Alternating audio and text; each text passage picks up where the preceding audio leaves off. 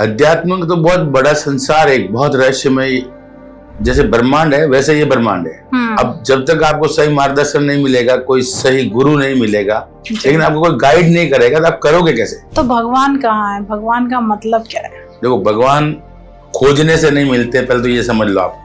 भगवान मिलते खो जाने से, अपने आप में खो जाना पड़ता है।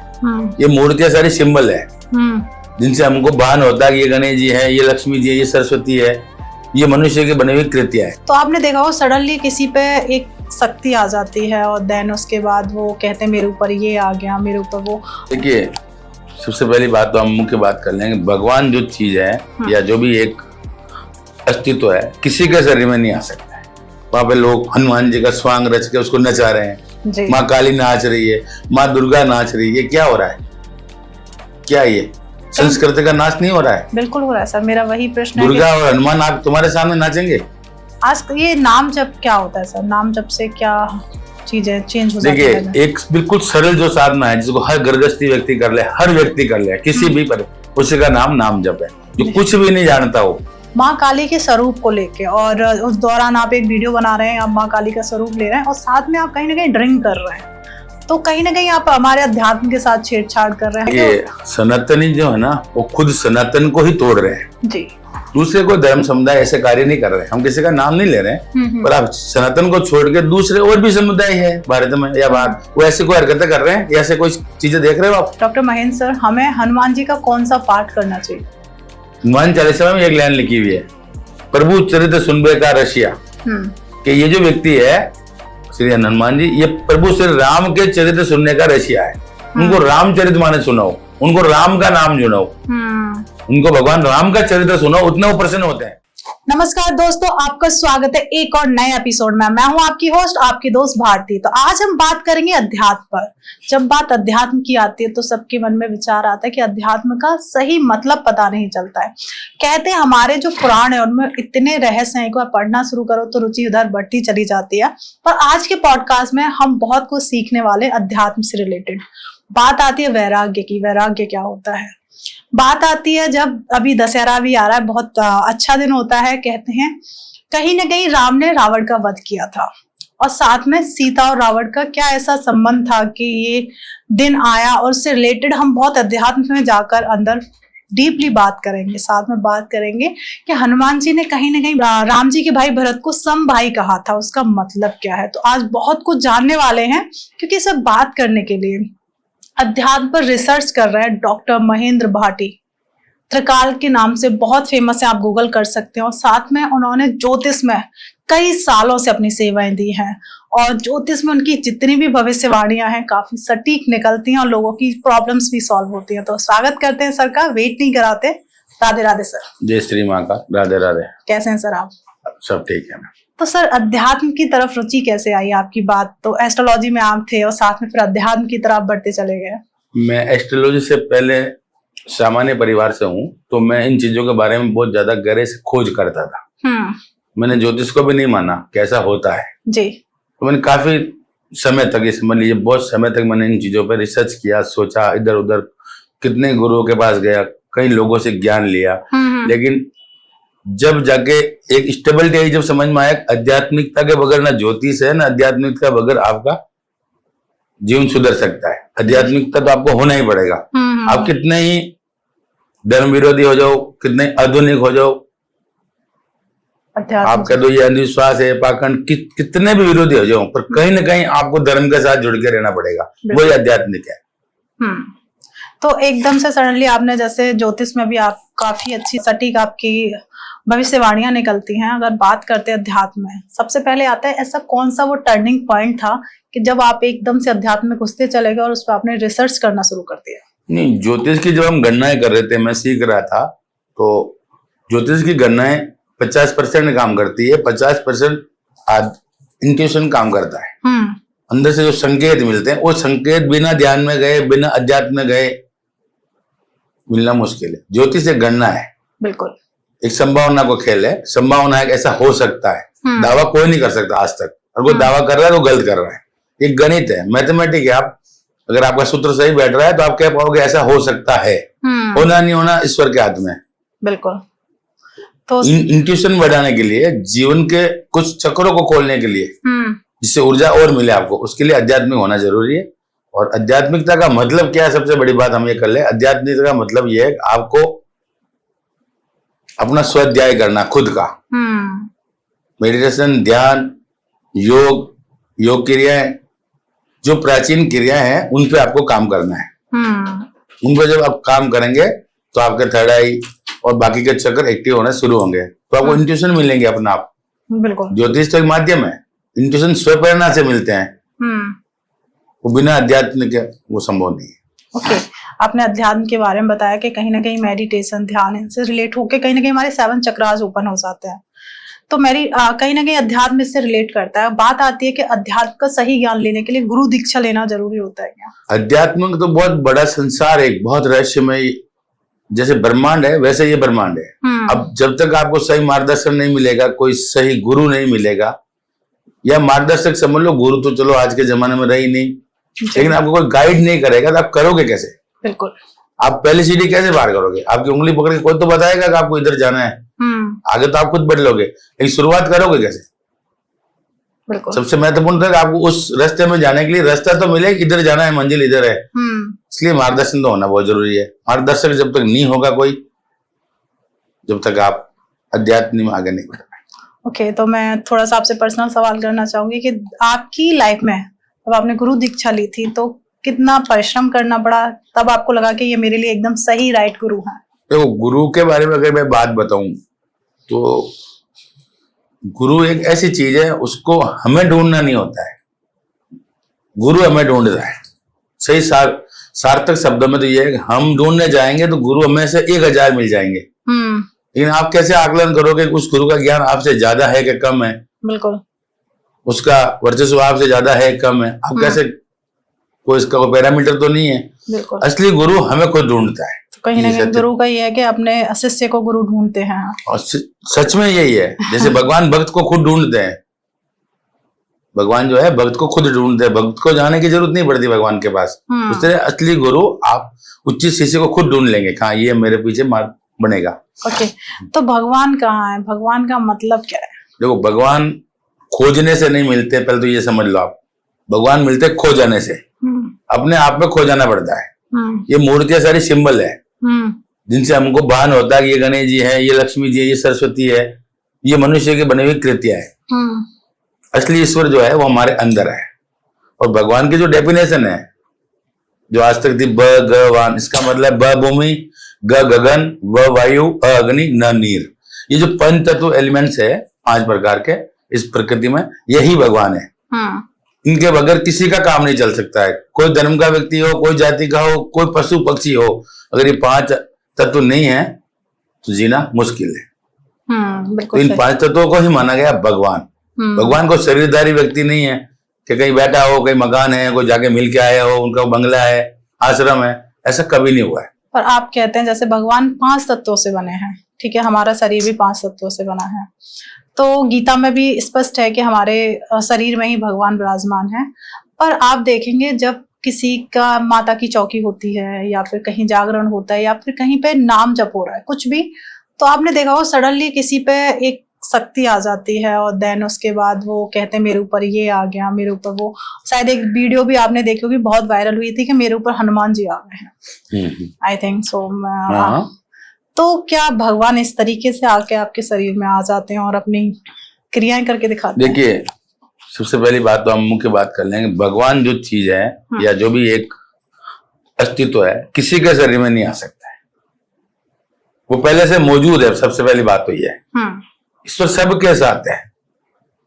ये जो ढकोसले हो रहे हैं, अब मैं इनके बारे में ज्यादा यूं नहीं कह पाता हूँ कि ये देखो भारत देश बहुत बड़ा है जी, भांति भांति के लोग हैं, जाति जाति के लोग हैं, तो अब जो उनको प्रमोट कर रहे हैं वो जाने उनको और प्रमोट किया जा रहा है। अगर वैज्ञानिक परीक्षा ली जाए उनकी तो मालूम पड़ जाएगा कौन सी शक्ति आ रही, कौन सी देवी आ रही, क्यों आ रही है। देवी का कोई ऊर्जा का जो स्वरूप इतना सरल है, कोई व्यक्ति उसको सहन कर ले। या जिनके शरीर में आ रही है उनके घरों की स्थिति देखो, उनके खाने पीने की स्थिति देखो, कुछ स्थितियां ही नहीं है, उनके वहां देवी आ रही है। क्यों? बड़े बड़े करोड़पति घर पे नहीं जा रही है, बड़े बड़े तो उद्योगपति देश में बैठे, वहां पर देवी जा सकती है ना, और छोटे और निम्न स्तर के लोगों के वहां देवी क्यों आ रही है? ये इनकी मानसिक स्थिति है, स्मृतियां, इनकी स्मृति में घुस गया, हाँ मुझे देवी आ रही है, बस वो स्मृति में घुस गया, वही है, उसके अलावा कुछ नहीं है। देखो मैं आपको छोटा सा वृत्तांत बताता हूँ जी। रक्त बीज के बारे में सुना होगा आपने? बिल्कुल सुना है। एक राक्षस हुआ था रक्त बीज, जिसको भगवान शंकर ने एक वरदान दिया था कि उसकी रक्त की एक बूंद जहाँ गिरेगी वहां उसके जैसे सैकड़ों पैदा हो जाएंगे जी। तो उसने देवता से युद्ध कर लिया, तो देवता हार रहे थे, जितना उसके साथ युद्ध करते, तीर चलाते, तलवार चलाते, कटते, खून की एक बूंद गिरती, हजारों पैदा हो जाते। तो देवता ने माँ दुर्गा को आह्वान किया कि हमारी मदद करो। तो माँ दुर्गा जी आए, तो दुर्गा ने भी उससे युद्ध किया माँ ने, तो वही स्थिति रही, एक बूंद गिरता वो हजारों पैदा हो जाते। तो माँ दुर्गा ने चंडिका को बोला जी, इसके लिए क्या करें? तो माँ दुर्गा और चंडिका के स्वरूप ने काली को प्रकट किया। काली प्रकट हुई गुस्से में, और उसकी एक खून की बूंद नीचे गिरने से पहले वो पी जाती। उसकी जब जीभ बड़ी थी, उसी को लेके आजकल के ये जो भ्रांति वाले जीभ निकाल के कूद रहे हैं कि देवी आ रही है, उसको वो जीभ देख के इनको याद आ रही है। तो रक्त बीज को मारने के लिए काली का प्रगट्य हुआ। अब उस वक्त क्या होता है, काली को गुस्सा आ गया बहुत ज्यादा, पूरे ब्रह्मांड में, पूरे जो भी ये धरती है उस पर बहुत ज्यादा गुस्से हो गए थे माँ काली। तो उसको रोकने के लिए सारे देवी देवता नाकाम रहे, गुस्सा बहुत ज्यादा हो गया था उनको। तो उन्होंने जाके फिर भगवान शंकर से विनती की, भगवान शंकर स्वयं आए और जहां से काली निकल रही थी उसके रास्ते में सो गए। तो जैसे ही काली ने एक पैर आगे रखा, उनकी छाती पे पैर जाने वाले था शंकर के, अचानक शंकर को देखा तो एकदम उनका क्रोध नीचे आ गया। तो आप लॉजिकली बात समझिए, शास्त्रों की बात समझिए कि माँ काली के क्रोध को शांत करने के लिए शंकर को सोना पड़ा। वो देवी इन लोगों के शरीर में आ सकती है। उस देवी के सिर्फ क्रोध को शांत करने के लिए, उग्र रूप को शांत करने के लिए भगवान शिव को सोना पड़ा उनके चरणों पैरों में। वो कितनी बड़ी शक्ति रहेगी, कितना बड़ा विराट अस्तित्व था उनका। बिल्कुल, बहुत ऊर्जा थी उनके, वो इनके शरीर में आ रही है। कहीं ना कहीं अध्यात्म को, जैसे और भी धर्म है, जब इस तरीके के हमारे धर्म के लोग गतिविधियां करते हैं तो आप देखते हैं कहीं ना कहीं अध्यात्म में उंगली उठती है। ऐसे ही आपने देखा होगा, जैसे आप माँ काली की बात कर रहे हैं, माँ काली के स्वरूप को लेके, और उस दौरान आप एक वीडियो बना रहे हैं, आप माँ काली का स्वरूप ले रहे हैं और साथ में आप कहीं ना कहीं ड्रिंक कर रहे हैं, तो कहीं ना कहीं आप हमारे अध्यात्म के साथ छेड़छाड़ कर रहे हैं। हमारे जो पूजनीय हैं, जिन्होंने इस पृथ्वी का निर्माण किया और बुरी बुरी चीजों से बचाया। देखिए सनातनी जो है ना, वो खुद सनातन को ही तोड़ रहे हैं जी। दूसरे को धर्म समुदाय ऐसे कार्य नहीं कर रहे। हम किसी का नाम नहीं ले रहे हैं, पर आप सनातन को छोड़ के दूसरे और भी समुदाय है भारत में या बाहर, वो ऐसी कोई हरकतें कर रहे हैं या ऐसे कोई चीजें देख रहे हो आप? नहीं। हमारी आप कंडीशन देखो, जहाँ भजन संध्या हो रही है वहां पे लोग हनुमान जी का स्वांग रच के उसको नचा रहे हैं, माँ काली नाच रही है, माँ दुर्गा नाच रही है। क्या हो रहा है? क्या ये संस्कृति का नाच नहीं हो रहा है? बिल्कुल हो रहा है सर, मेरा वही प्रश्न है। दुर्गा और हनुमान आप तुम्हारे सामने नाचेंगे, और जो उसका स्वांग बन रहा है, क्या उसका चरित्र है उनके जैसा कि उनको वो धारण कर सके, उतार सके जी? तो ये हमारी संस्कृति का नाश हो रहा है। क्या हो रहा है? भगवान श्री कृष्ण का एक भजन था, आपको मालूम हो तो, श्याम चूड़ी पहनाने आया। तो क्या भगवान श्री कृष्ण क्या चूड़ियों का काम करते थे या कहीं चूड़ियां बेची थी? उनकी गरिमा को हमने बहुत नीचे घटा दिया। जो पार ब्रह्म विष्णु के अवतार थे या पापियों का नाश करने के लिए आए थे, उनके नाम पे आपने भजन बना दिया, श्याम चूड़ी पहनना है। तो क्या श्याम क्या चूड़ियों का काम करते थे? या भगवान कृष्ण जो इतने बड़े महापुरुष थे, उनका काम चूड़ियों का था? बिल्कुल भी नहीं। दूसरे धर्म के किसी में ऐसा गाना है? बिल्कुल भी नहीं। किसी समुदाय में कोई अपने देवता के प्रति ऐसे गाना गाते हैं? तो सनातन वाले तो सनातन को तोड़ रहे हैं, दूसरे नहीं तोड़ रहे हैं। फिर हम कह रहे हैं हमारा सनातन खतरे में। खतरे में खुद की वजह से ही है, बिल्कुल लोगों की वजह से नहीं। वो उनका धर्म का काम कर रहे हैं, उनके समुदाय का कर रहे हैं, चुपचाप आ रहे हैं, चुपचाप जा रहे हैं। वो ऐसी कोई चीज नहीं कर रहे हैं। हम ही तो कर रहे हैं दिखावा। कर कौन रहे? उल्टा हम दिखावा करके दूसरे लोगों को उकसा रहे हैं। एक तरह से क्या कर रहे हैं? उकसा रहे हैं। सही बात है। जो हमारे धर्म पे उंगली उठाए, उंगली उठाने, उसको उकसाने का काम तो हम ही कर रहे हैं ना। आप ऐसे काम ही क्यों करते हो? आज से 10 साल 20 साल पहले रामलीला मंचन होता था, धार्मिक आयोजन होते थे, तो छोटे छोटे बच्चों को कुछ बनाते थे, राम लक्ष्मण सीता, उनको रथ में घोड़ों में बैठा के लाते थे, वो बैठे रहते थे, मान सम्मान से निकलते, लोग उनको प्रणाम करते थे। भगवान, बच्चों में भगवान का रूप होता है, फूल बरसाते थे। आज वो रोड पे चल रहे हैं, राम रोड पे चल रहे हैं, दुर्गा रोड पे चल रही है, हनुमान जी रोड पे चल रहे हैं। तो उनका क्या गरिमा रही, उनका क्या सम्मान रहा हमारे जीवन में? एक तरफ आप पूज रहे हो, इधर उनको रोड पे ले जा रहे हो। बिल्कुल। आप बैठे हो कुर्सी पर, वो नाच रहे हैं। अच्छी बात है ये? तो हम स्वयं, जो हम इस सनातन के लोग हैं, हम ही हमारी सनातन का नाश कर रहे हैं।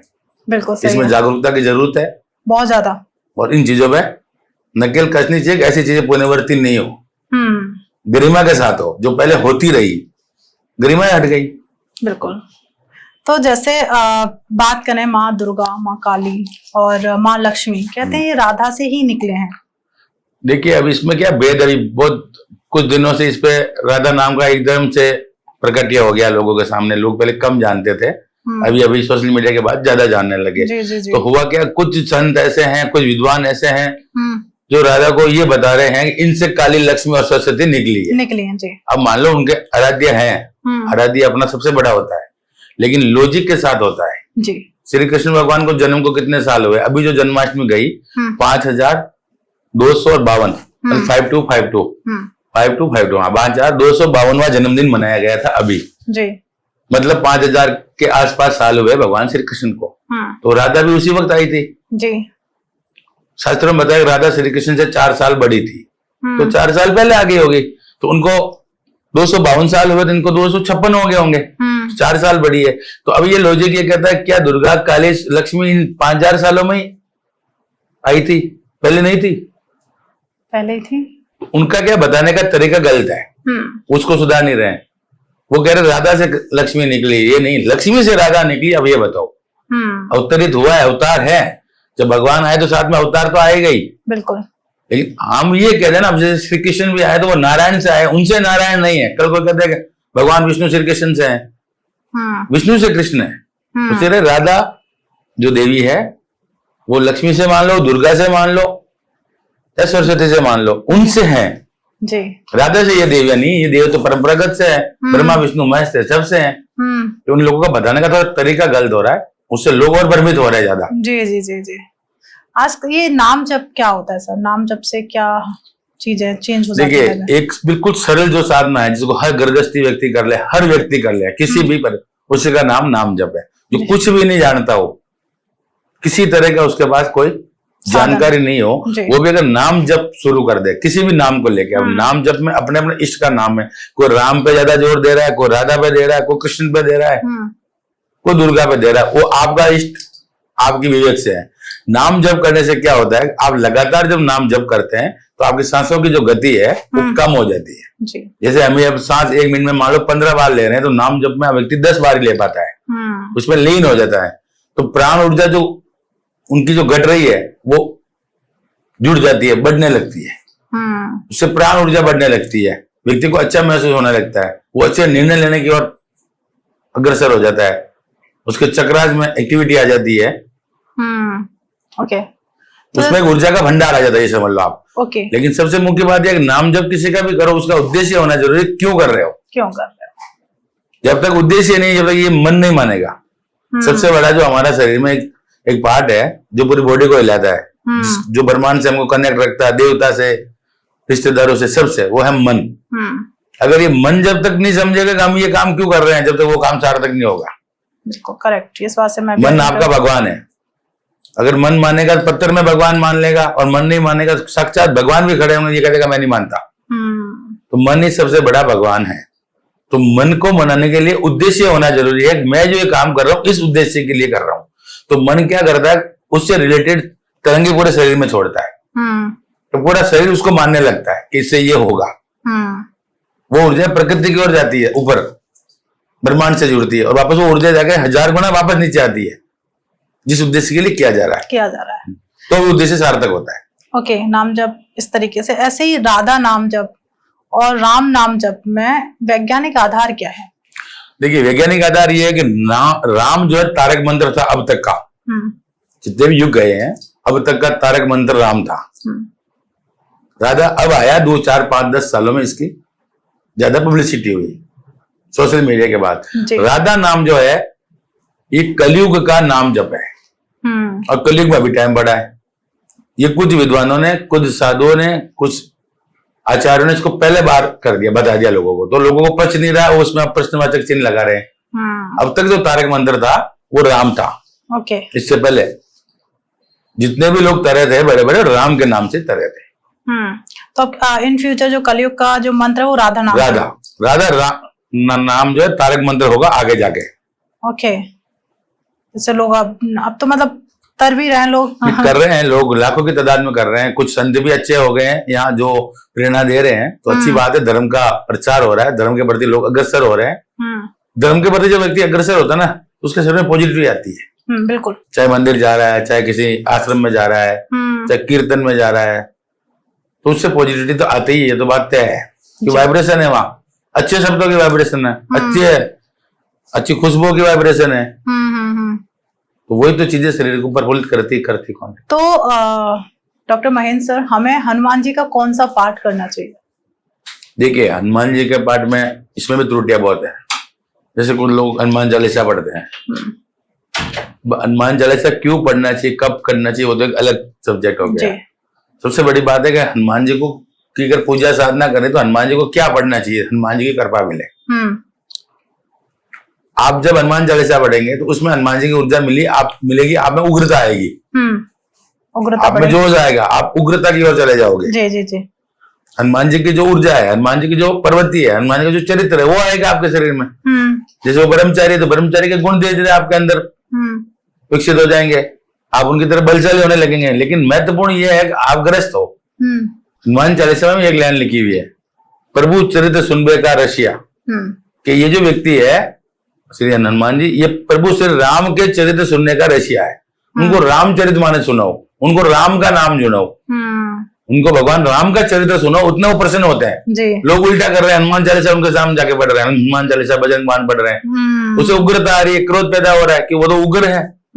सच में अगर हनुमान जी की आपको कृपा चाहिए ना, तो उनको राम का नाम सुनाओ, राम का चरित्र सुनाओ। जब हनुमान चालीसा में लाइन साफ लिखी हुई है, प्रभु चरित्र सुनबे का रसिया, ये जो व्यक्ति है प्रभु का चरित्र सुनने का रसिया है, शौकीन है। और आज भी जहाँ पे रामचरित मानस या राम कथा होती है, वहां लोग बताते हैं हनुमान जी आते हैं बिल्कुल। ऐसा एक सत्य है। अब इसको मानना नहीं मानना सबके लिए जरूरी नहीं, लेकिन प्रमाणिकता है आते हैं, क्योंकि चिरंजीवी में हनुमान जी एक नाम है, हमेशा जीवित है, अमर है, तो वो यहाँ है ही है। तो जब भी राम की कथा होगी वो हनुमान जी आ रहे हैं, तो हनुमान जी को राम कथा सुनाई जाए, रामचरित मानस सुनाया जाए, रामायण सुनाई जाए, राम का नाम जो सुनाया जाए, उतनी हनुमान जी की कृपा आपको मिलेगी। तो सर, जैसे रामायण में कहा गया, जैसे श्री राम जी ने कहा था कि भरत सम भाई हैं, हनुमान जी से ये बात बोली थी, क्या इसके पीछे तथ्य है सर? हाँ, कहा था ना, तुम मम भरत सम भाई, भरत के जैसा भाई माना था। इसका एक लॉजिक है बहुत बड़ा, इसके पीछे एक विज्ञान है, इसके पीछे एक प्रामाणिकता है। जब भगवान राम के जन्म से पहले दशरथ जी को संतान नहीं हुई थी, तो श्रृंगी ऋषि हुए थे। श्रृंगी ऋषि ने एक हवन करवाया था, उसमें खीर उत्पन्न हुई थी, यहाँ तक सबको मालूम होगा जी। वो खीर जब तीनों उनकी रानियों को दी जा रही थी, जो भरत की जो मदर थी कैकेयी, वो जब खीर खा रही थी तो एक चील उड़ती हुई उनके हाथ से कुछ खीर को लेके उड़ गई। अच्छा। कुछ उसके पंजों में खीर लग गई, वो उड़ गई। वो लेके उड़ती रही। वो जहां उड़ के जा रही थी, वह हनुमान जी की माँ अंजलि भगवान शंकर की साधना कर रहे थे, क्यों उनको पहले श्राप मिल गया था, वो अन्य रूप में चले गए थे, तो वो साधना कर रहे थे। वो जब साधना, उसके ऊपर से वो चील उड़ी तो उसके पंजों से वो खीर उनके हाथों में गिर गई। उन्होंने कुछ प्रसाद समझ के उसको खा लिया। उस खीर की वजह से श्री राम ने कहा था तुम मम भरत सम भाई, वही खीर खा के भरत पैदा हुए, वही खीर खा के हनुमान जी पैदा हुए, इसलिए उन्होंने कहा था तुम मम भरत सम भाई। ओके, क्या बात है। मतलब कहीं ना कहीं हमारे शास्त्रों में कुछ ऐसी चीजें हैं जो बात है नहीं अभी तक लोग, मैंने कहा ना, लोग उस पर स्वाध्याय नहीं कर रहे हैं, जैसा लिखा उसी को पढ़ रहे हैं, उसको सही नहीं कर रहे हैं, करके गलत है। हो सकता है गलत हुआ हो, अब गलत क्यों हुआ मैं बताऊं आपको। हमारे से कुछ समय पहले मुगलों का राज था या और अन्य समुदाय का या राज रहा है, उस वक्त उन लोगों ने हमारे शास्त्रों को बदला दिया जी। बहुत सारे चीजों को, ओरिजिनलिटी को हटा दी, बहुत सारी चीजें ऐसी घुसार दी। आने वाले समय में सनातनी हिंदू व्यक्ति खुद के धर्म पर प्रश्नवाची चिन्ह लगाए, ऐसे ऐसे सवाल उन्होंने इसमें डाल दिए, बदल गया बीच में, हमें मालूम ही नहीं पड़ा, और हम उसी को रटे जा रहे हैं। बिल्कुल सही, उसके तह तक जा ही नहीं रहे, हुआ क्या था, कैसे हुआ था, बस वो लिख दिया, उसी को पढ़ रहे हैं बार बार। क्योंकि हमारे शास्त्रों में बहुत ताकत थी, तभी तो नालंदा में वो चीज जला दिया गया। नालंदा को जलाने का कारण यही था, क्योंकि ये चीजें आगे बढ़ गई तो भारत पहले से विश्व विजेता था, आगे और विश्व विजेता हो जाएगा। बिल्कुल। तो ऐसे ही सीता की और जब रावण की बात आती है, तो कहीं ना कहीं एक संबंध स्थापित होता है, या उनके बारे में वर्णित किया गया है बहुत कुछ के, रावण ने सीता को चुरा लिया था, तो उसके पीछे की थोड़ा सा आप शास्त्रों के अकॉर्डिंग कुछ सत्य सामने रखिए। रावण ने सीता को चुराया नहीं चुराया, वाल्मीकि रामायण अलग कहती है, एक दो रामायण और है वो अलग कहती हैं। वाल्मीकि जी की अलग है, तुलसीदास जी का। कुछ लोग कह रहे हैं कि सीता नहीं गई थी, अग्नि में चली गई थी, उसकी छाया गई थी, कोई कुछ कह रहा है, कोई। ये सब तथ्य अलग अलग मन से बनाए गए। जैसे तुलसीदास जी ने रामचरितमानस लिखा, तो उनका मतलब क्या हुआ, रामचरित मतलब राम का चरित्र, मानस मतलब मेरे मन से। अब उन्होंने अपने मन से लिखा है ना। तो जब राम हुए, जब तुलसीदास जी थे, राम तो हजारों साल पहले हो गए, तुलसीदास जी कभी हुए थे, कवि थे, उन्होंने अपने मन से लिखा। अब उनकी मन से लिखी हुई बातों पे हम पूरा विश्वास भी कर लेते, गलत है। रामायण कौन लिखता है हम मानते, लक्ष्मण जी लिखते, सीता लिखती, हनुमान जी लिखते, तो हम पक्का मानते, क्योंकि वो उस यात्रा में साथ थे। कहाँ गए, कैसा हुआ, हर जगह साथ थे। अब ये तुलसीदास जी तो नहीं थे उस वक्त, उन्होंने कल्पना से लिख दी, नाम भी रामचरितमानस दे दिया, मानस मतलब मेरे मन से। अब उनके मन से जो आया उन्होंने लिख दी। एक्चुअल क्या हुआ था कि रावण सीता के स्वयंवर में आया था, सीता के लिए स्वयंवर लड़ने के लिए नहीं आया था। रावण खुद त्रिकालदर्शी था, उसे सब कुछ दिखता था, जितनी ताकत उसमें थी, देवता उससे लड़ने के लिए डरते थे। शंकर का एकमात्र भक्त था, जिसने भगवान शंकर ने स्वयं बोल के उसको सारी चीजें सिखाई, जितने भी तंत्र मंत्र यंत्रों की दीक्षा थी बोल के दी है। उसी के आधार पर इतने इंद्रजाल वगैरह वगैरह किताबें पढ़ी, उसमें सब में यही लिखा हुआ है, भगवान शंकर ने मुंह से बोल के उसको सारी दीक्षाएं दी जी। तो रावण को मालूम था कि समय बढ़ रहा है आगे, और हमारा ये वंश जो लंबा चलता रहेगा, इसकी मुक्ति कभी नहीं होगी, मुक्ति। तो वो सीता जी को आमंत्रण देने आया था वहां। वो एक वृत्तांत है, गुप्त वृत्तांत, जो कहीं नहीं दिखाया गया। उन्होंने सीता जी को आमंत्रण दिया था कि देवी आप मेरे वहां पधारे, अगर मुझे लड़के अगर मोक्ष प्राप्त करना, मैं अभी राम से यही लड़ लूंगा, राम मुझे मार भी देंगे, लेकिन मेरे पूरे परिवार का, पूरे कुनबे का क्या होगा? उनको पूरे लोगों को राम के हाथों से मुक्त करवाना है। तो उन्होंने आमंत्रण दिया था उनको, निमंत्रण, आपको आना है। वो इसलिए आए थे, नहीं कि स्वयंवर को सीता के लिए आए थे वो। सच ये है। और दूसरा सच ये है कि जो रावण की कुल देवी थी, उसका नाम था निकुम्ला। हाँ, तो निकुम्ला तो जी जो थी वो नरसिंह भगवान की पत्नी थी जी। तो नरसिंह कौन थे? नारायण। राम कौन हुए? नारायण। तो निकुम्ला कौन हुई? सीता ही तो हुई फिर। बिल्कुल, माँ सीता। उन्हीं की तो अवतार अंश से निकला जा रहा है, तो उनकी कुल देवी थी सीता। अगर परमाणु रूप से देखा जाए, पढ़ा जाए, तो निकुम्ला जो भगवान नरसिंह की पत्नी थी, विष्णु की पत्नी हो गई। इधर विष्णु ही राम है, तो राम की पत्नी हो गई। बिल्कुल, आपने जैसे बहुत सारी चीजें बता रहे हो कि कहीं ना कहीं रावण ने अपने कुल का कल्याण करने के लिए सारी प्रथा रची। पर आज के टाइम में हम कलयुग में बैठे हैं, आज हम भी देखते हैं, बचपन से देखते आ रहे हैं, दशहरा वाले दिन फिर रावण को क्यों जलाया जाता है? क्यों एक स्वरूप राम का बनता है, फिर रावण को जलाया जाता है? वो तो बहुत विद्वान थे। देखिए, दशहरा जो आया ना हमारे यहाँ, ये आप नेट पे सर्च कर लेना, 200, 400, 500 सालों में आया जलाने की, पर ऐसी ये शुरू हुई है, पहले नहीं थी परंपरा ये। और एक्चुअल में अगर मैं एक बात और बताऊं ना, तो आपको आश्चर्य होगा कि दशहरे के दिन रावण मरा ही नहीं था। दशहरे के दिन रावण मरा ही नहीं था। फिर किस दिन मरे थे? दशहरे को तो युद्ध शुरू हुआ था मुख्य रूप से।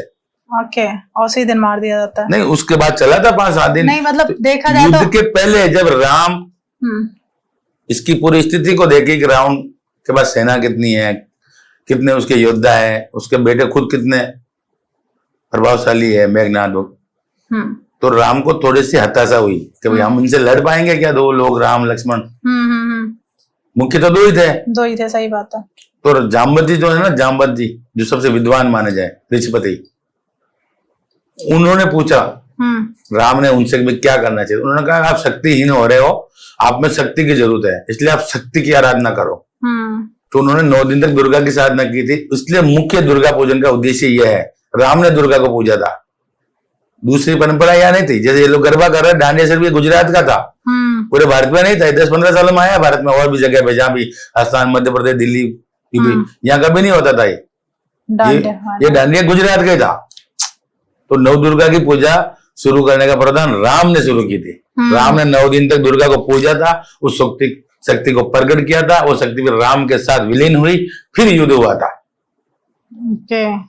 उन्हीं कहते हैं कि रावण को शक्ति लगी थी, तो वही तो शक्ति थी उनके साथ, उनको लगी थी। शक्ति आई कहां से? वहां से दुर्गा पूजा का महत्व शुरू हुआ था, दशहरे से युद्ध शुरू हुआ था। उस दिन से बुराई पे अच्छाई की विजय होनी शुरू हुई थी, और उसके कुछ समय बाद, जिसका अभी तक प्रमाणित ठोस नहीं मिला, मैं भी अध्ययन कर रहा हूं कि रावण किस दिन मरे थे। ओके। लेकिन मरे दशहरे का नहीं थे, ये बात पक्का है, क्योंकि जिस दिन रावण मरे थे उसके बाद राम को यहाँ आना था अयोध्या, कि उन्होंने वादा किया था भरत से कि मैं दिवाली तक आ जाऊंगा। दिवाली तक उनको आना, नहीं तो भरत ने कहा कि मैं आत्मदाह कर लूंगा। ओके। तो दिवाली से 2 या 3 दिन पहले ही रावण का वध हुआ। उसके बाद राम वहां से निकले, और निकलने में क्या समय लगा, पैदल तो आया नहीं, गए पैदल से, आए तो पुष्पक विमान से थे। तो आप भी तो लॉजिक समझ सकते हो, इतना टाइम लगा कहाँ होगा। बिल्कुल। श्रीलंका से अयोध्या आने में क्या लगा होगा, जैसे आज श्रीलंका से भारत आ रहे 1.5 घंटे में फ्लाइट आ रही है, तो पुष्पक विमान से आए थे। तो वो तो नहीं कि दशहरे को वध करके दिवाली को 20 दिन तक पैदल आए, ये सब क्यों दिन दिया, गलत है। बिल्कुल। एक चीज और, जैसे आपने भी, बहुत ऐसे वक्ता हैं जो कहीं ना कहीं हमारी रामायण को लेके बता रहे हैं, जैसे आपने भी शायद सुना है या नहीं सुना, जब राम जी रावण से युद्ध करने जा रहे थे तो एक उन्होंने हवन किया था, एक पूजा, विजय भव के लिए पूजा करते हैं। तो उस दौरान जामंत जी ने कहा था कि हमें तो एक पंडित की जरूरत पड़ेगी। तो उन्होंने कहा कि तो यहाँ से सबसे बड़ा पंडित, अगर हम जहाँ बैठे हैं, क्योंकि समुद्र पार बैठे हुए थे, तो यहाँ पे तो सबसे बड़ा पंडित रावण ही है। तो कहते हैं उन्होंने, ये मैंने खुद सुना है उनका, कि रावण उनकी विजय भव के लिए पूजा करने आए थे और साथ में सीता जी को भी लाए थे। मतलब थोड़ा सा ये देखिए, आप पढ़े लिखे हैं, आधुनिक व्यक्तित्व में, आप भी जानते हैं हम जिससे लड़ाई कर रहे हैं वो हमारे व्यक्ति को साथ लेके हमसे लड़ने कैसे आएगा। ये कहानियों में बताई गई बात है, ऐसा कुछ नहीं हुआ था, ऐसा कुछ नहीं हुआ था। रावण ने अगर पूजा की ना, वहां पर सिर्फ शंकर की थी। किसकी की थी? एक शक्ति की थी, 9 दिन मैंने बताया, 9 दुर्गा का जी, और एक शिव की स्थापना की थी, जिसका नाम रामेश्वर हुआ था। राम प्लस ईश्वर, पहले जाने से पहले यहीं पे भारत में तट पे यहीं से उस भगवान शंकर को मना के गए थे। शंकर तो साथ हो गए थे, लेकिन बिना शक्ति के शंकर थे, तो वहां जाके शक्ति को प्राप्त किया जब दोनों तत्व इनको मिले। बाकी सब कहानी में बताया गया, ऐसा ठोस प्रमाण नहीं है, और ऐसा संभव भी नहीं है। जिसके लिए हम युद्ध लड़ रहे हैं वो हमारे विजय के लिए आएगा, जिसको उठा के लेके गया उसको लेके आएगा, पॉसिबल क्या नहीं है। ये सब बातें बनाई हुई है। अब यही थोड़ा पॉइंट आता है, हम आगे बढ़ने से पहले, यही कि कहीं ना कहीं हमारे जो वेद हैं, शास्त्र है, रामायण है, कहीं ना कहीं खिलवाड़ है, क्योंकि हर कोई एक नई स्टोरी सुना रहा है। तो जो हमारी युवा पीढ़ी है, सबसे पहली बात तो भटक जाती है कि हम यकीन किस पे करें, क्योंकि हमारे जो ओरिजिनल अपने वेद हैं वो तो अब रहे नहीं, नई रामायण रही है, तो यकीन किस पे किया जाए? देखिए, यकीन तो आपको विवेक है, बुद्धि दी ईश्वर ने, आप सोचें, पढ़े लिखे हो आप, जब आप 2-2 लाख के फोन चला रहे हो, छोटी सी बात बता रहा हूँ, हर चौथे आदमी के पास 2 लाख का फोन है, तो उसके बाद इतना बुद्धि विवेक तो होगा ना कि जो बात सुन रहे हैं या समझ रहे हैं उस पर कुछ तो नोटिस करो। आप स्वयं समझ जाओगे सही है गलत है। आधारहीन बात तो आधारहीन बात ही रहेगी ना। जो आधारहीन बात है वो आधारहीन ही रहेगी। आधार वाली बात आपको स्वतः समझ में आ जाएगी। जैसे अभी हमने बात की थी, वो आधारहीन बात है, उसमें कहाँ आधार नजर आ रहा है आपको? क्या ऐसा पॉसिबिलिटी थी? ऐसा अहंकारित रावण वहां आ सकता था उनके सामने झुकने के लिए? राम के पास खुद उसको कितनी बार समझाने के लिए दूध भेजे थे भगवान राम ने। अंगद गए थे, हनुमान जी गए थे, विभीषण ने खुद समझाया था, उसको उसने लात मार के निकाल दिया था।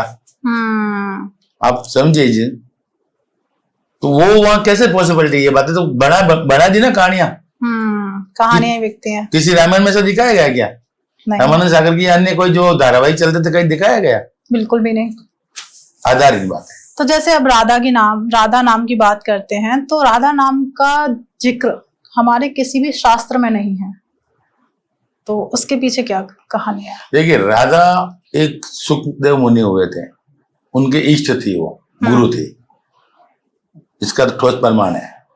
वो जब भी इसका जप करते थे, नाम भी स्मरण करते थे ना, तो उनको 2 दिन 3 दिन तक समाधि नहीं हटती थी राधा नाम से।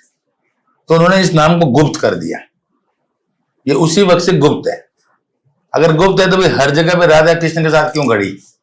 अगर वर्णन नहीं है, कुछ लोग इस पे उंगली उठा रहे हैं कि राधा नहीं, राधा नहीं, तो इतने मंदिर देश में, एक जगह पे गलत हो सकता है, 2 जगह गलत हो सकता है, 4 जगह गलत हो सकता है, पूरे देश में ही जहां भी कृष्ण के मंत्र वहां राधा खड़ी है, रुक्मिणी तो नहीं खड़ी है, सत्यभामा तो नहीं खड़ी है, यमुना तो नहीं खड़ी है, तो राधा खड़ी क्यों है?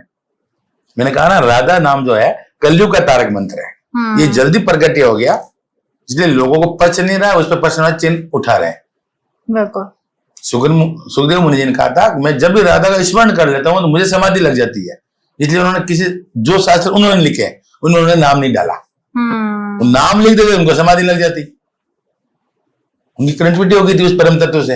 राधा एक परम तत्व है, राधा एक बहुत बड़ा तत्व है जी, बहुत पावर है राधा नाम। हाँ, नाम में तत्व है। जब भी तो पहले आई थी, बाद में भगवान को आना पड़ा। पहले राधा को आने के बाद 4 साल बाद भगवान को आना पड़ा, यहाँ समझिए आप। और जितने मंदिर है आज भी तो कृष्ण के साथ राधा ही तो खड़ी है, उनकी और भी तो 8 पटरानियां थी, उसमें एक भी नहीं खड़ी, एक भी नहीं है। हाँ, फिर तो बहुत सारी जगहों पे वर्णन है या फिर लोगों ने सबूत दिए हैं कि राधा और कृष्ण की शादी हुई थी। देखिए अब इसमें क्या है सर, ये भी मैम एक गोपनीय तथ्य वाली बात है। कई शास्त्रों में लिखा शादी नहीं हुई थी। एक वृंदावन में एक बांडूर वन करके है, बांडीर वन, वहां वो बता रहे हैं वहां के जो लोग हैं यहाँ शादी हुई थी। लेकिन जहां तक मेरा एक रिसर्च है जी, शादी नहीं हुई थी। नहीं हुई थी शादी तो 8 से की थी जो लिस्ट में है ना, फिर उनका नाम लिस्ट में क्यों नहीं है? उनसे प्रेम था, अगाध प्रेम था, जब भी तो उनके साथ खड़ी हर जगह पे। प्यार को महत्व ज्यादा दिया गया है, इसलिए वो खड़ी आज हर जगह पे। तो शादी राधा से नहीं हुई थी, राधा स्वतः साथ जुड़ी हुई थी। शादी 1-2 वरदान में कहा गया था ना कि भाई शादी के लिए 2 लोगों की जरूरत पड़ती है। राधा और कृष्ण दोनों एक ही थे, तो शादी करे किससे? 2 लोगों की जरूरत होनी चाहिए, तो वो दोनों एक ही थे, तो किससे करते हैं? तो शादी का कोई प्रमाण नहीं है। अब बता रहे हैं कहीं कहीं, तो वो देखो अब आधार है या नहीं, उसका ठोस प्रमाण नहीं है। ओके, तो राधा का जो अवतार हुआ था उसका मेन उद्देश्य क्या था? राधा का अवतार, देखिए मुख्य तो बात अगर इसमें जाएंगे, राधा कौन थी, कृष्ण कौन थे? कृष्ण तो जो थे वो काली थे, खुद पार्वता, और राधा थी वो शिव थे। अवतार तो सबका समय समय पे हुआ, तो इनका भी होना ही था अवतार। तो अवतार क्यों हुआ, ये तो एक सवाल है नहीं जी। अवतार जब पाप ज्यादा बढ़ेगा, जब भगवान आएंगे तो उसके साथ शक्ति तो आनी ही थी। तो उसी योजना के तहत आए थे। जब राम आए तो सीता को तो आना ही था जी। जिस भी अवतार के साथ में कोई शक्ति रूप आई है वो अवतार लंबा चला है, जिसके साथ नहीं आई है वो क्षणिक चले हैं। जैसे परशुराम जी अकेले ही थे, अकेले ही रहे, बहुत कम पृथ्वी पर आए, बहुत कम उनका जीवन चला। जिस पर्वत पर थे उससे 3 या 4 बार ही आए थे वो यहाँ। 2 बार तो शिव वो धनुष के वास्ते, 1 बार कृष्ण से मिलने, ऐसा करके 3-4 बार ही आए कि उनके साथ दूसरी शक्ति नहीं थी। जिसका भी अवतार हुआ है, अगर शक्ति साथ में नहीं आई है तो वो क्षणिक समय के लिए हुआ है। जिनके साथ शक्ति आई उनका लंबा चला। राम के साथ सीता आई, लंबा चला। कृष्ण के साथ राधा आई, लंबा चला। तो जैसे आजकल आपने देखा वो लड्डू गोपाल को लोग पूजा यात्रा में लेके जाते हैं, तो आपके अकॉर्डिंग में लेके जाना चाहिए या नहीं लेके जाना? देखिए मेरा ये मानना है कि जो भी देवता आप मानते हो वो मंदिर में रहना चाहिए। ऐसे लेके रोड पे घूमने का कोई विधान नहीं है ना। पहले को लेके घूमते थे, ये अभी की पीढ़ी लेके घूम रही है। कोई उनको क्या समझ के पाल रहे हैं, कोई क्या समझ के उनकी पूजा कर रहे हैं। पहले सिर्फ धातु के होते थे, अभी फाइबर के आ गए, प्लास्टिक के आ गए। देवताओं को तो बहुत आपने निचले स्तर पे डाल दिया। अब मेरी भी ऐसे 1-2 लोगों से, बच्चियों से बात हुई थी जो लेके गई थी। मैंने कहा इनको क्यों लेकर आए? बोले हम सब घर के लोग यात्रा में आ गए, ये कान्हा जी घर पे अकेले हैं, इनको डर लगता है। अब उनकी बातों पे, मूर्खता वाली बातों पे हंसी आती है ना। जो ईश्वर है उसे डर लगता है, जो स्वयं ईश्वर है उसे डर लगता है। किससे लगता है? ये जो लेके घूम रहे हैं ये मूर्खता वाली चीजें हैं। भगवान एक ही जगह पे रहता है, या मंदिर में या घर के मंदिर में, बस। भगवान को लेके डोलने वाली चीज नहीं है कि हम इसको लेके कहाँ पे कैसी चीजें मिल रही हैं, कहाँ पे कैसी ऊर्जाएं मिल रही हैं, कैसी जगह हैं, आप कहाँ अशुद्धता में निकल रहे हो, कहाँ शुद्धता में निकल रहे हो। घर पे एक प्रोटोकॉल है मंदिर का कि ना धोके हाथ लगाना है, पर्दा रखना है। रास्ते में कितने प्रोटोकॉल यूज कर पाओगे आप? बिल्कुल। भगवान को लेकर नहीं घूमा जाता। जो घूम रहे हैं बेवकूफ है। ऐसे ही एक और घटना है श्री कृष्ण की, बहुत सारी लीलाएं हैं, उनमें से एक है कि श्री कृष्ण ने जब इंद्र का एक प्रकोप हुआ था तो उन्होंने अपने नगर को बचाने के लिए गोवर्धन को अपनी कनिका उंगली पे उठा लिया था। तो उसके पीछे क्या तथ्य है? पहले तो आप मुझे बताइए, गोवर्धन पर्वत कितना किलोमीटर लंबा है? आपको कुछ मालूम है? अंदाज 22 किलोमीटर की परिक्रमा है जी। तो 22 किलोमीटर लंबा हो गया। 22 किलोमीटर कितना होता है? हम जहाँ बैठे हैं इसके आसपास का एरिया आप इमेजिन करो, उसके नीचे कितने लोग आ सकते हैं 22 किलोमीटर में? बहुत सारे लोग आ सकते हैं, 10, 15, 20 हजार। तो आप मुझे बताइए उस वक्त जब भगवान कृष्ण की लीलाएं थी या जो भी उनका युग था, द्वापर युग के समय, इतने लोग थे वहां पे? नहीं थे। नंबर एक बात। दूसरी बात, आप ये समझिए लॉजिकली कि जो व्यक्ति इंसान रूप में पैदा होके आया है, चाहे कोई भगवान हो, चाहे राम आए थे चाहे कृष्ण आए तो पैदा हो गई, तो मनुष्य रूप में आए। मनुष्य रूप में इस तरह की असाधारण घटना नहीं हो सकती है। रामायण में कहीं राम ने ऐसा कोई काम किया था जो हमको असाधारण लगे? बाली कोई मारा, छुप के मारा, वो चाहते सामने आके मार देते, भगवान नारायण के रूप थे, क्या कर लेते, लेकिन उसको वरदान था कि जो उसके सामने जाएगा उसकी ऊर्जा आदि वो खींच लेगा। उन्होंने छुप के माना, जिसने वरदान दिया उसकी गरिमा रखी, तो भगवान श्री कृष्ण ने। अब दूसरी बात सुनिए, जब भगवान श्री कृष्ण छोटे थे, जन्म के समय से उन्होंने लीला शुरू कर दी। पूतना को मारा, नरकासुर को, बकासुर को, कितने असुरों को मारा। और जब छोटे थे तो कई बार उनसे मिलने के लिए भगवान शंकर स्वयं आए, ऐसा वरदान थे। जिन भगवान से मिलने के लिए शंकर आए, उस ईश्वर को, उस नारायण को इंद्र से डर के पहाड़ को उतारने की जरूरत पड़ गई, उठाने की। सोचो आप लॉजिकली बात, वो जाते थे तो इंद्र की और आंख दिखाते तो इंद्र को पसीना आ जाता। जब वन देवी, योग माया, दूसरी सारी शक्तियां उनके आसपास रहती थी, सभी उनकी सेवा के लिए, उनकी मदद के लिए तत्पर रहती थी। वहां इंद्र की क्या इतनी गरिमा थी कि वो भगवान नारायण के अंश श्री कृष्ण के सामने अपना कोप दिखा दे या अपनी ताकत दिखा दे? वर्णित तो यही है। जब उनसे मिलने के लिए भगवान शंकर आते थे तो वहां इंद्र की क्या गरिमा रही होगी? तो मेरी राय में, मेरा जो मत है, देखिए मेरा मत मानना सबके लिए जरूरी नहीं है, गोवर्धन पर्वत को नहीं उठाया था, ये एक अधूरा सच है। गोवर्धन पर्वत के आसपास भगवान श्री कृष्ण ने गाय चराई थी, बंसी बजाई थी, कदम के पैरों पे बैठे थे, उठे थे, उस जगह पे उनका महत्व है। उनके चरण है, उसमें उनकी ऊर्जा उन पेड़ों में बसती है, उनके पत्रों में बसती है, उसकी परिक्रमा करने से हमें लाभ मिलता है। मुख्य बात यह है। बाकी मनुष्य शरीर में आकर एक उंगली पे 22 किलोमीटर के पहाड़ को उठाना थोड़ा सा आधारहीन लगता है। तो जैसे आप शिव जी का बहुत बार वर्णन हो रहा है, तो भगवान शिव को कौन सा मंत्र सबसे ज्यादा प्रिय है जिसका जप करना चाहिए? देखिए, अब मैं इसके ऊपर एक बात और करता हूँ। मैं आपको एक वो मालूम है कहानी, जब माँ पार्वती खाना खाने से पहले विष्णु सहस्त्र नाम का पाठ करती थी? नहीं पता।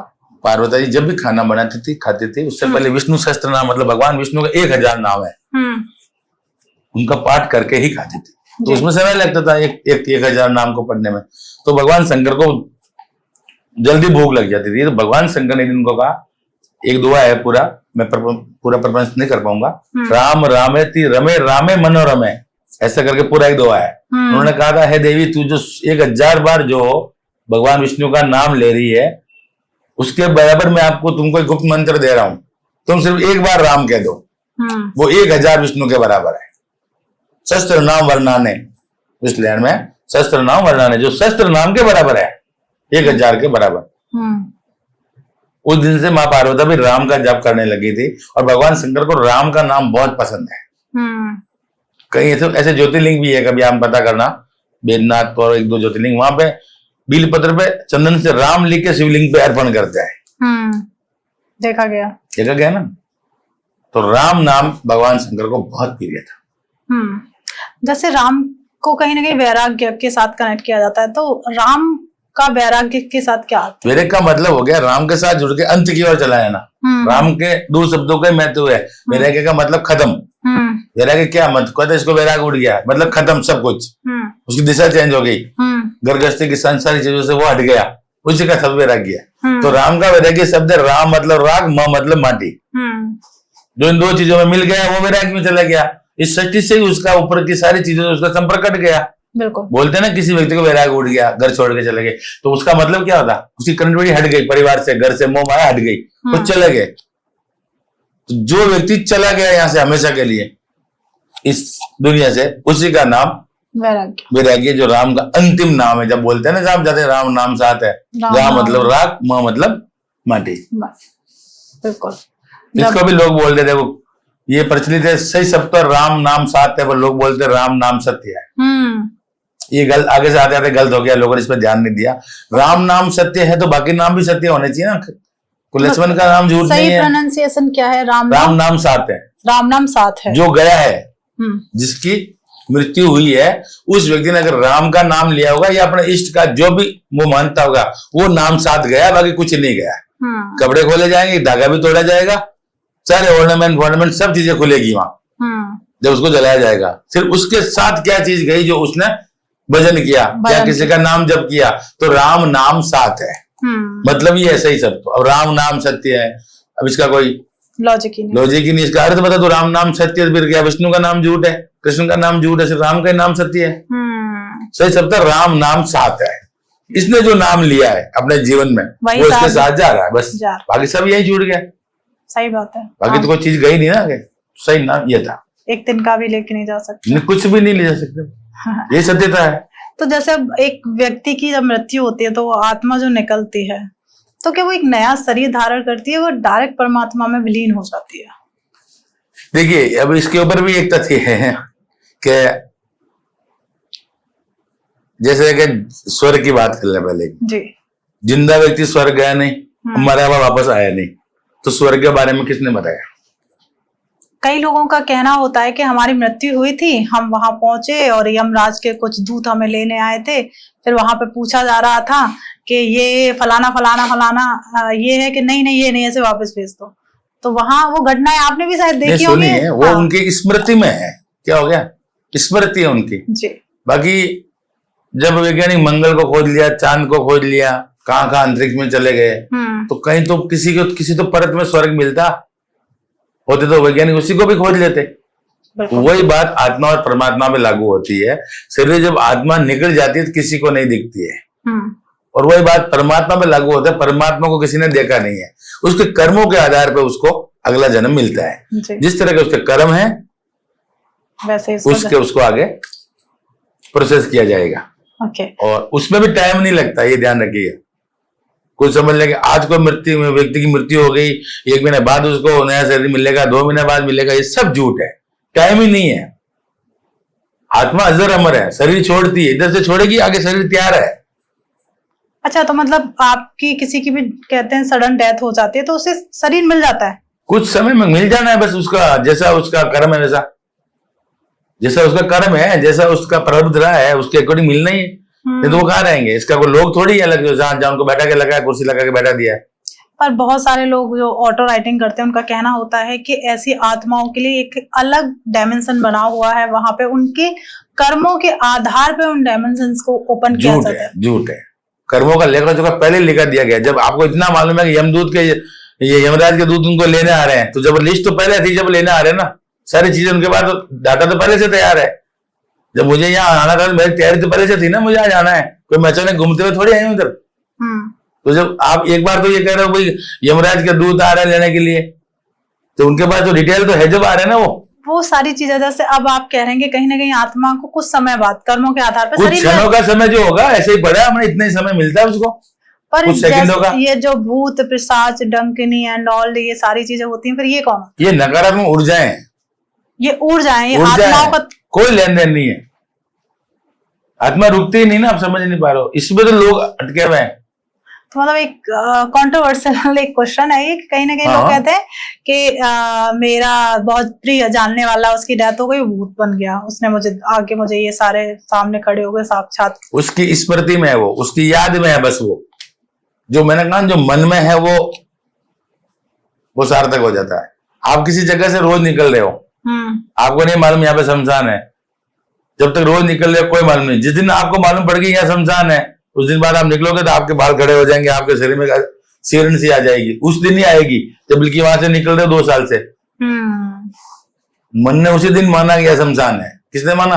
मन ने माना, जब तो वो आप में इस तरह की एक लगा कहा मैं शमशान से निकल रही है। मगर रोज तो नहीं निकले। कितने लोग रोड पे मरते हैं, कितने एक्सीडेंट होते हैं, तो वहां से गाड़ियां निकल रही, ट्रेनें निकल रही है, वो तो शमशान ही है ना। जहाँ जो मर गया वो शमशान हो गया एक तरह से। तो मतलब आपके अकॉर्डिंग कह सकते हैं भूत पिशाच एंड ऑल ये एक तरीके की एक नेगेटिव ऊर्जा है, नेगेटिव, नकारात्मक ऊर्जा। ऊर्जा दो तरह की है, सकारात्मक और नकारात्मक। जो ईश्वर के तुल्य है वो सकारात्मक है, जो निचली स्तर की है ये उनको नकारात्मक माना गया। तो कहते हैं इनको भी मोक्ष मिलता है, इनको भी एक दुनिया मिलती है, ऐसा कुछ है या फिर नहीं, इसी दुनिया में चलते? अब तक नहीं पढ़ा, अब तक नहीं जाना। अब देखो कोई कुछ भी लिख दे, मैंने कहा ना ये मानस का शब्द है, अपने मन से कुछ भी लिख दे, कल हो सकता है मेरी बातों से कोई सहमत नहीं हो, जरूरी नहीं मैं सबको सहमत कर पाऊं।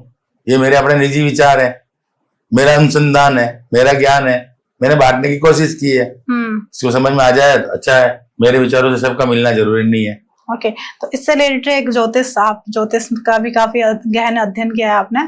तो कहते हैं जो हम कर्म करके गए हैं उसी के आधार पे हमारी जन्म कुंडली बनती है।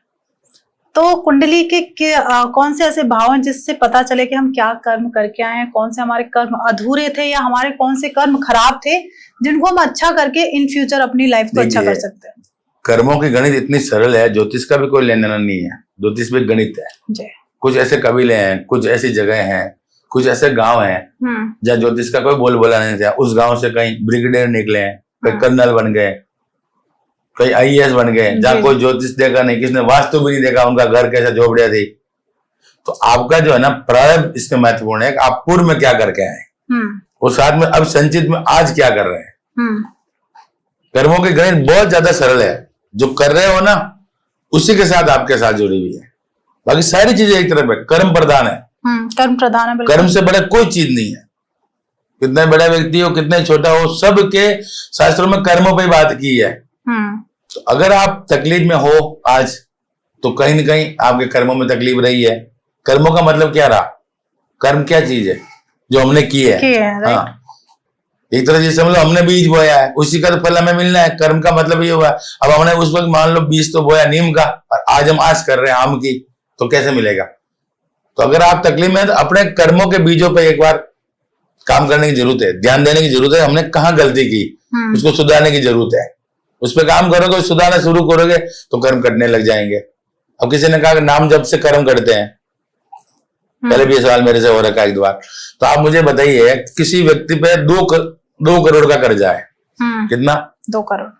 अब वो आज कमाने लगा, वो 10,000 रुपये रोज कमा रहा है, तो वो कब 2 करोड़ का कर्जा उतारेगा? बहुत लंबा समय लगेगा। तो अब जिसके कर्म मान लो 80% खराब हो गए, अब वो 20% जब जिंदगी बची, अब वो नाम जब शुरू कर रहा है, तो क्या 20% के नाम जब से 80% वाले कर्म बराबरी कर पाएंगे? नहीं। और नाम जब करने से अगर ये किसी और साधना पूजा से कर्म कर जाते हैं, तो फिर तो ये तो ईश्वर हुई भगवान के सामने। वे तो कोई कर लेगा, 10, 20, 50 साल गलत काम करेगा, फिर पीछे जाके 5 साल तक नाम जब शुरू कर देगा, कर्म कर जाएंगे। ये तो रिश्वत वाली बात हुई ना। कर्मों को भोगना ही है, राम ने भोगा, कृष्ण नहीं भोगा, सबको भोगना है। बिल्कुल सही। नाम जब पूजा पाठ साधना सिद्धियां आपकी ऊर्जा को बढ़ाती है। आज की डेट में, आज के वक्त में, आज अगर आप डल पड़ रहे हो, आज अगर आप कमजोर पड़ रहे हो, आज आप निर्णय लेने की क्षमता में नहीं हो, तो आज की गई पूजा, आज किया गया नाम जप, आज की गई साधना आपकी ऊर्जा को बढ़ा देगी। आपकी ऊर्जा बढ़ जाएगी तो आप निर्णय लेने में सक्षम हो जाओगे। बिल्कुल, कहीं गलत रास्ते पे जा रहे हो वो फर्क पड़ेगा। बाकी नाम जब से या किसी और पद्धति से आप समझोगे कर्म कट जाए, तो फिर दुनिया में कुछ बचा ही नहीं, फिर सभी काट लेंगे, सभी काट लेंगे ना। बड़े बड़े उद्योगपति काट लेंगे, लोग जमीनें बेच के लग जाएंगे उस काम में, 1 करोड़ लगा दो, कर्म कट रहे हैं। पर कहते हैं कुंडली देखकर लोग कहते हैं आपकी किस्मत बदली जा सकती है, आप अपने भाग्य को चेंज कर सकते हैं, तो किस तरीके से कर सकते हैं? देखिए, ज्योतिष से किसी को बदला जा सकता है या नहीं, इस पर हम बात करते हैं। ज्योतिष तो मैंने अभी कहा संभावनाओं का विज्ञान है, उसके कुछ ग्रह को हम रीड कर पाते हैं। जो भी ज्योतिषी है सबका आंकलन अपना अपना, जैसे डॉक्टर का डायग्नोस अलग अलग है, एक ही डॉक्टर एक ही मरीज को अलग अलग दवा लिखता है, उसकी बॉडी देख के, हाइट देख के, वेट देख के। वही ज्योतिष में है कि सभी ज्योतिषियों का आंकलन अलग अलग है। अब उसमें अगर कुछ ग्रह है, कुछ स्थिति में है, लग रहा है कि हाँ ग्रह कमजोर है, कर्म भाव से जुड़ा हुआ है, आयपक से जुड़ा हुआ है, तो उसके रिलेटेड कुछ उपाय किए जाए तो उससे उसको बल मिलता है, बस। बाकी जिंदगी को बदलते ऐसी ज्योतिष पैदा ही नहीं हुई, संपूर्ण रूप से बदलते ऐसा कोई पैदा ही नहीं हुआ है। तो ज्योतिषी जो कर रहे हैं वो खुद को बदल देना पहले। काय को ज्योतिष रोड पे कर रहे हैं ऐसे, यूट्यूब पे चिल्ला चिल्ला के ज्योतिष कर रहे हैं, खुद को तो बदल दो पहले। आप खुद ही इतने बड़े बन जाओगे, आपको ज्योतिष करने की जरूरत ही नहीं पड़ेगी। बिल्कुल, मेरा एक मत समझना आप, इतना ही है जितना बुखार आया डॉक्टर के पास गया, दवा ली, बस उतना ही, बस ज्योतिष उतना ही है। एक मेडिकल की तरह है, एक चिकित्सा की तरह है कि आपके जीवन में जिस क्षेत्र से कोई बाधा है, कमजोरी है, उसको देख के सुधारने के लिए कुछ दान धर्म पूजन रतन बता दिया जाए ताकि उसको ऊर्जा मिल जाए। बस क्या बात है सर। अब हम एंड की तरफ चलते हैं।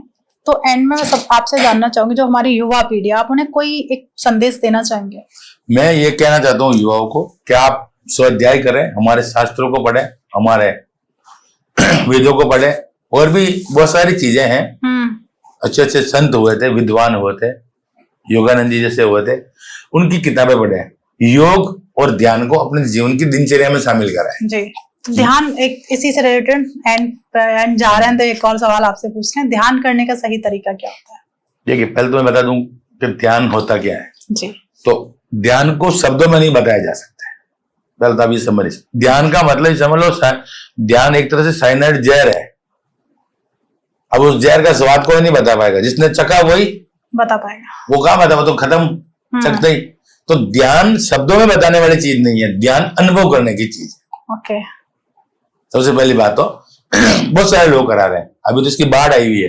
कोई 99 रुपीज में करा रहा है, कोई 100 रुपीज में करा रहा है, कोई किस्त में करा रहा है, और कह रहा है ध्यान से सब कुछ मिल जाएगा। और मेरा मानना है ध्यान से कुछ नहीं मिलेगा। क्यों नहीं मिलेगा? शांति। लेकिन वो तो भौतिक चीजें बता रहे हैं ना, इससे धन मिल जाएगा, इससे ये मिल जाएगा। मैं कह रहा हूं उन सबसे दूर हो जाओगे। ध्यान का मतलब ही आप एकांत चले जाओगे, एक का भी अंत कर दोगे आप अपने आप में खुश होना शुरू हो जाओगे। ध्यान का मतलब अपनी ही चीजों पे ध्यान लगाना। ध्यान है क्या शब्द? छोटे छोटे गाड़ी चलाते थे, साइकिल, तो क्या बोलते, घर से ध्यान से जाना, ध्यान से आना। कोई भी काम करते थे, बोले ध्यान से करना, नीचे नहीं गिर जाए। तो वो ध्यान तो वहां से शुरू हो गया ना। ध्यान का मतलब क्या रहा? किसी चीज पे पूरा घुस के करना, वही ध्यान है। कि ये काम पूरा ध्यान से करना, टूट नहीं जाए, ये ऐसा नहीं हो जाए वैसे। तो ध्यान का मतलब है अपने आप पे काम करना, अपने आप को पहचानना, अपने चक्रों पे काम करना, अपना खुद का आत्म साक्षात्कार करना। बिल्कुल, यही ध्यान है। अपने आप से जुड़ना। हाँ, अपने आप से जुड़ना। बस कितने साधु संत देख रहे हैं, बैठ रहते हैं शांति में, लोग ध्यान कर रहे हैं। अब वो क्या कुछ नहीं रहे, एक्चुअली बैठे हैं, वो अपने आप में तलीन है। बस वही ध्यान है। मतलब कह सकते हैं कि आपको अपने आप में जो खुशी मिले वही ध्यान है। वही ध्यान है बस। ध्यान कोई प्रक्रिया नहीं है, ध्यान कोई घटना नहीं है, ध्यान का प्रोसेस नहीं है। इसे बता रहे सबका अपना अपना मानस। मैंने कहा ना, मन से बनी हुई चीजें हैं। ध्यान घटित हो जाए 1 मिनट में, और नहीं हो 1 साल में भी, क्योंकि मन भी तो साथ में है। तो वो जब मानेगा जब भी तो घटेगा ना। तो मन को एक जगह रोकना और अपने अंदर उतरना ही ध्यान है। क्या बात है। तो डॉक्टर महेंद्र, आपने ना एक कोर्स लॉन्च किया है अध्यात्म से रिलेटेड, तो आपका क्या उद्देश्य है उसे लॉन्च करने का? मैम देखिए, अभी है ना, ये ध्यान, मेडिटेशन या और भी हीलिंग की जितनी मॉडलिटियां हैं, उनको लेके बहुत सारे कोर्स बना दिए लोगों ने अपने मन से, जिसमें कोई आधार नहीं है। हमने कुछ विद्वानों के साथ मिलके, कुछ उन ऊर्जाओं के जानकारों से मिलके, हमने बहुत सारी हीलिंग की मॉडलिटी को मिक्स करके एक निचोड़ निकाला है जी। हमने एक ऐसा कोर्स बनाया है जिससे आप अपने आप को परिवर्तन कर सकते हो। ओके, अपने अंदर चेंजेस अपने अंदर चेंजेस तो अपने अंदर ही होगा। आप प्रकृति को तो कभी चेंज नहीं कर पाओगे। मैं शुरू से कहता रहा हूँ, ऐसी कोई चीज नहीं बनेगा माँ मानव बन जाओ और किसी को भी आप प्रभावित कर दो। लेकिन उस कोर्स को करने से, उस आध्यात्मिक क्षेत्र में जाने से, वो हिमालय की गोपनीय रहस्य में सिद्धि है जो हमें गुरु शिष्य परंपरा से मिली है। आगे से आगे पूरा ऊर्जाओं का खेल है। उसमें आपको ऊर्जाओं को समझना है। ऊर्जा क्या है, ऊर्जा कैसे एक्सेस करेंगे, रिसीव कैसे करेंगे, किसी को सेंड कैसे करेंगे। उससे आप मन के जनित जितनी भी बीमारियां है, जो मन की जनित बीमारियां है, डिप्रेशन, फोबिया, डर, एडिक्शन, जो आपके पैदा होने के बाद की बीमारियां है, जो आपको लगी है, उन सबको हटाने का, उन सबसे मुक्ति पाने का इसमें उपाय है। ओके। उससे आप अपने आप को बहुत पीसफुल, बहुत ऊर्जावान महसूस करेंगे। चक्रों का एक्टिवेशन है उसमें, आपका डेटाबेक्शन है शरीर का, मानसिक शुद्धिकरण है। उसके बाद एक गुरु शिष्य परंपरा में एक दीक्षा है। वो दीक्षा है, उस दीक्षा के साथ कुछ मंत्राज आपको दिए जाएंगे जो वैदिक परंपरागत है, रामायण महाभारत काल के, जो आज भी काम करते हैं।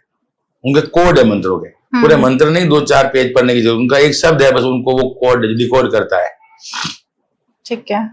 उससे आप अलग अलग तरह की ऊर्जाओं को काम में लेके अपने जीवन को सहज और सरल बना सकते हैं। ओके, मतलब कह सकते हैं कि आप अपने मन से, बहुत सारे विचार से ही हमारे अंदर बहुत सारी प्रॉब्लम्स क्रिएट होती हैं। मैंने कहा मन से जनित जो बीमारियां उन सबको आप सही कर सकते हो। बाकी आप प्रकृति को चैलेंज करना है, प्रकृति में कुछ हटा दो, कुछ बिठा दो, ऐसा दुनिया में कोई नहीं कर पाता है। आप मजबूत हो जाओगे। बिल्कुल। तो जैसे कोई समस्या है, 1 मिनट का समय ले रहे हैं जी।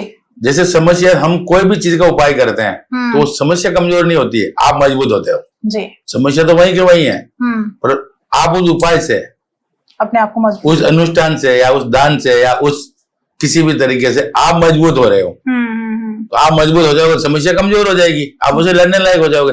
समस्या को कमजोर कर दे ऐसा कोई उपाय नहीं है, न ज्योतिष में न किसी और बिल्कुल विषय में।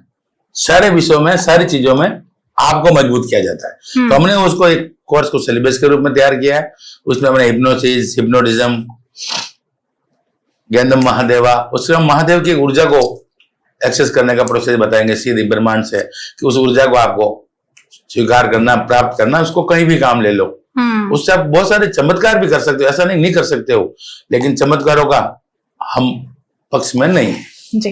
हम ये चाहते हैं कि आपका जीवन बदले, आपके जीवन के आसपास की चीजें बदले, आपका ऑरा मॉडल मजबूत होए, आप किसी की मदद कर पाए, आप अपने जीवन में जो चाहते हैं उसको अग्रसर हो सके। उससे रिलेटेड हमने एक कोर्स बनाया है।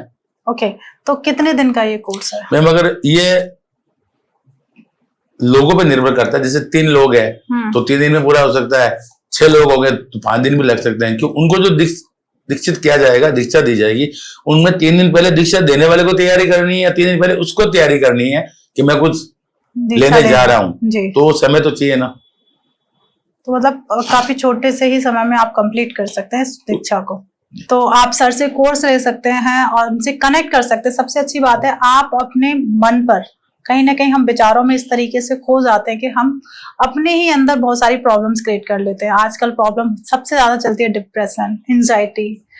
छोटे छोटे बच्चों को भी आजकल देखा होगा एंजाइटी अटैक्स आने लगे हैं, तो आप उन चीजों से बच सकते हैं। आप सर के साथ इस कोर्स को ज्वाइन करिए, लाइफ के ऐसे अनुभव कर सकते हैं जहां आपके अंदर एक ऊर्जा उत्पन्न होगी। आप उसे किस तरीके से अपनी बॉडी में रिसीव कर रहे हैं और किस तरीके से आप सेंड कर रहे हैं, एक हीलिंग प्रोसेस, आप अपने आप की हीलिंग कर सकते हैं।